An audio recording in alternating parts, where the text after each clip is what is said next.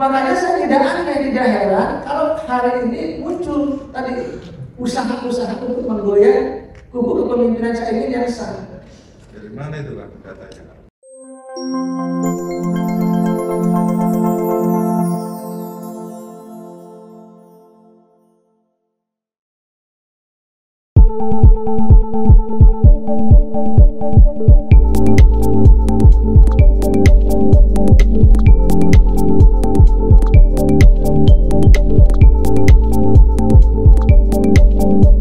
Ormas dan parpol, saya sudah disebutkan tadi, kalau bahasanya entitas yang berbeda, fungsi, peran, kewenangan termasuk tadi adik-adik juga berbeda.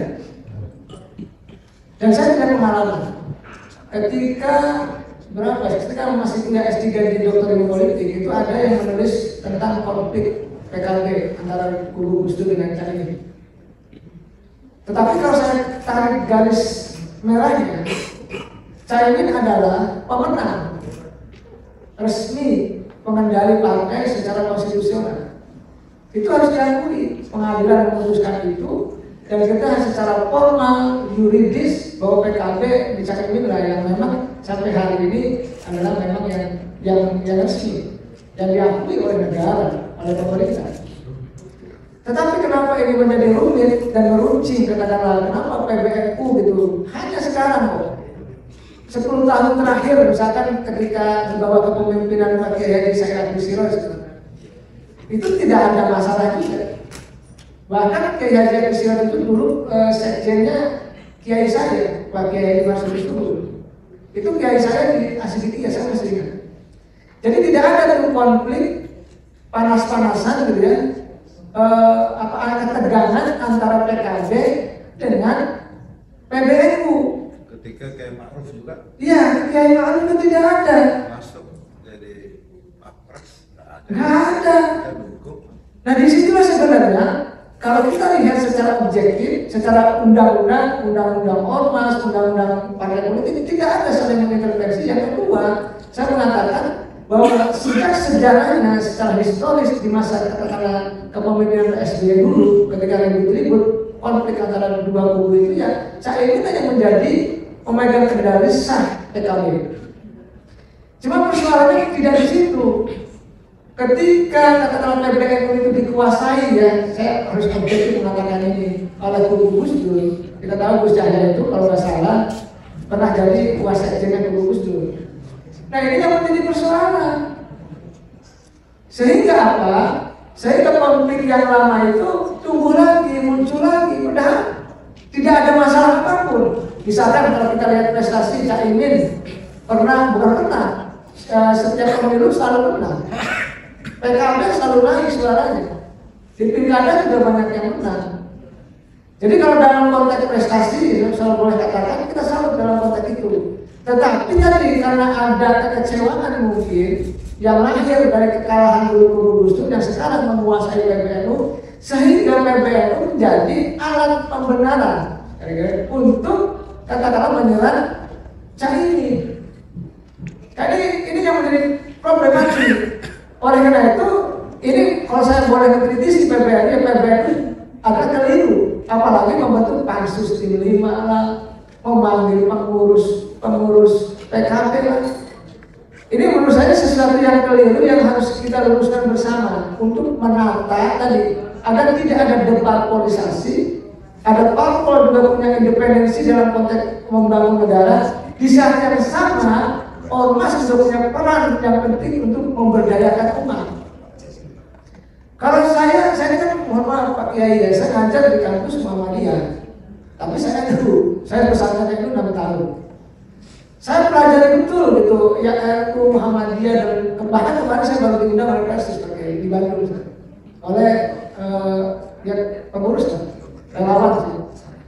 Tetapi dalam konteks ini saya ingin mengatakan sangat disayangkan RU ormas terbesar, ormas yang dianggap katakan disegani ya oleh pemerintah, tetapi ada pada jalur yang salah, ada pada jalur yang keliru. entitas yang berbeda tidak boleh mengintervensi. Jadi ini sudah keterlaluan, sudah terlalu jauh dalam konteks tadi memanggil pengurus PKB, bahkan sekjen PKB pun dipanggil. Ini sesuatu yang harus diputuskan dalam konteks untuk membangun ketatanegaraan. Mana fungsi ormas, mana fungsi partai politik, mana yang menjadi ranah ormas, mana yang menjadi ranah partai politik. Dan saya meyakini kalau itu terus ditumbuhkan, ya, mohon maaf kalau bahasa saya, ya, kekeliruan itu, ya, atau kebencian itu, maka ini menjadi persoalan. Sesungguhnya kan dalam konteks PKB dan NU kan satu rumah, satu keluarga. Tetapi ya kalau ada keluarga yang keliru, ya kita patut ingatkan. Dan saya pengamat yang mengatakan apa adanya saja, objektif mengatakan bahwa ya kalau keliru kita luruskan. Nah, kembali kepada soal konflik, saya meyakini beginilah, di mana-mana kalau ada yang kalah ya pasti kecewa. Kalau ada yang kecewa ya pasti mengungkit-ungkit persoalan yang lama. Tetapi harus diakui, kalau sudah masuk ke wilayah politik, biarkan PKB yang punya otoritas. Kalau wilayah pemberdayaan umat, katakanlah biar itu adalah peran PBNU. Cuma memang sekarang, kalau boleh saya katakan, umatnya terbengkalai, elitnya banget main politik, sehingga ini sudah campur aduk, mana ormas mana politik tidak jelas. Ini yang harus kita luruskan. Nah, dalam konteks ini tentu, kemudian misalkan mengkritik PBNU, ya, karena saya sayang kepada PBNU, termasuk ketika mendukung di Pilpres yang lalu. Saya katakan, Gus Yahya selalu mengatakan PBNU tidak akan berpolitik, tapi berpolitik kok. Sangat kentara kok, sangat jelas kok gitu loh.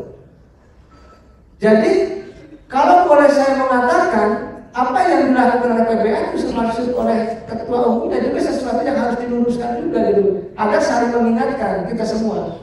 Dalam konteks itu, kalau boleh saya katakan, karena entitasnya yang berbeda, kewenangan dan fungsinya juga berbeda, maka sejatinya ya sudah stop, akhiri dalam konteks tadi permusuhan itu, karena sungguh tidak kontraproduktif. Nah, saya ingin mengatakan tadi kembali ke disertasi di UI, ya. Konflik yang tajam, yang lama, kebetulan saya jadi dulu saya dulu sebagai ibu bapak, ya. Dulu pendamping Pak Kamarudin yang katakanlah dia yang presentasi disertasi. Bagaimana memang kekecewaan itu tumbuh, ya, di kubu Gus Dur, sehingga di Pilpres yang lalu kalau saya buka itu, mereka ada deal. Jadi ada deal nih, kubu Gus Yahya, kubu PBNU dengan kubu pemerintah. Dealnya apa? Kalau saya boleh buka, dealnya adalah mengambil alih kepemimpinan PKB Caimin. Ini yang celaka. Apa urusannya PBNU hadir di belakang layar dengan kubu pemerintah? Makanya saya tidak aneh, tidak heran kalau hari ini muncul tadi usaha-usaha untuk menggoyang kubu kepemimpinan Caimin yang sah. Dari mana itu Pak datanya? Saya harus seperti silahkan dapat dari kubu atas. Jadi di A1 berarti? A1 pakai sama dulu saya ngomong coba benar-benar dengan A1 itu dari sini juga. A1 Ya, mereka deal dengan kubu pemerintah ingin mengambil alih kepemimpinan PKB Caimin. Makanya kubu mereka ya ada bersama-sama Pak Jokowi lah, kira-kira begitu. Makanya muncul sekarang gerakan yang keliru itu dipaksakan, seolah-olah bahwa mereka memanggil pengurus PKB itu menjadi sebuah kebenaran. Ada juga pengurus PBNU yang mantan pengurus PKB juga mengatakan itu sah kok PBNU memanggil PKB. Tidak sah karena ranahnya berbeda, kewenangannya juga berbeda. Oleh karena itu, dalam konteks kita membangun objektivitas, maka kita harus katakan tadi ya, meluruskan sesuatu yang salah itu dulu. Ya kalau PKB Caimin salah juga kita luruskan juga.